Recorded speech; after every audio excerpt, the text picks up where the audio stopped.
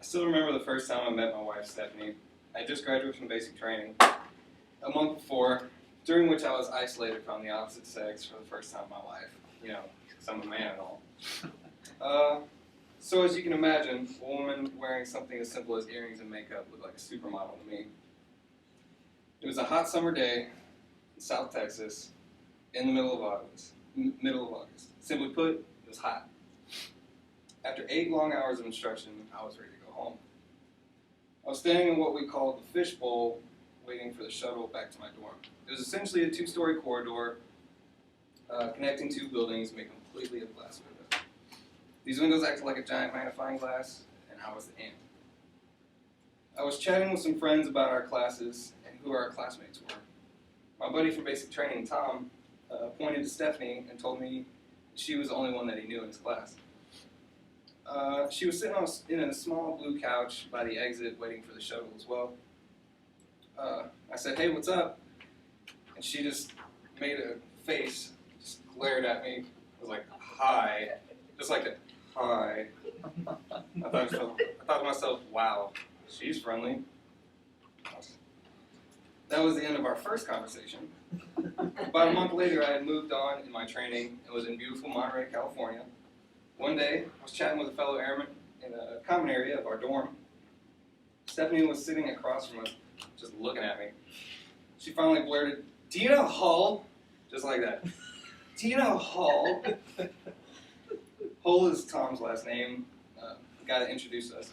Apparently, she didn't remember that we had met the prior week in the fishbowl. I said, "Yeah, why?"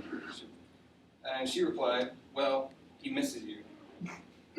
And that was the end of our second conversation. That weekend, Tom invited a group of us to walk down to the beach. We stopped at a gas station on the way and picked up some beer and finally started drinking.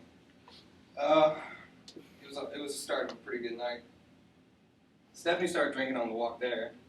So by the time we got to our destination, she was already a little tipsy. We ended on a small cliff overlooking the Pacific Ocean. By this time, the sun had already set. I sat on the rocks with Tom and Stephanie, and we talked about our new lives in the Air Force and how awesome it was to be in Monterey, California. After actually getting to know Stephanie, I started to like her, even though she was drunk and while I was getting there. I could tell we were about to become great friends, if not something more. We eventually ran out of beer and began the long 2-mile trek back to base. Stephanie locked her arm into mine and we walked back together. I remember how we fell behind the group because we were walking so slowly. It was like we didn't want the night to end. Exactly 1 week later, I was at the enlisted club on base, the Hobson, as you all know. I hadn't seen Stephanie all week, so I was excited to see her that night. She was sitting with a group of friends on the patio. This dude was sitting next to her. At first I didn't think much of it, so I went inside and said hello to a couple of friends. After a while, though, I guess she had seen me go inside the Hobson, because she sent me a text and said, "Hey, I need you to come out to the patio and save me." I quote, "save me." I was a little confused, but I arrived on the patio and realized exactly what she was talking about. I saw a creeper standing next to her, trying to strike up some dialogue. Put myself between them and started chatting with her, essentially like boxing him out of the conversation. She mouthed, "Thank you." And since then, I've been saving her from creepers. I walked her home again that night, just as I had done before, but this time, snuck in a kiss goodnight. Next week is the 3-year anniversary of that kiss.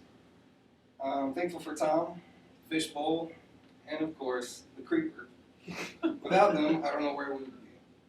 Things are working out great for us, and I know they will continue to do so.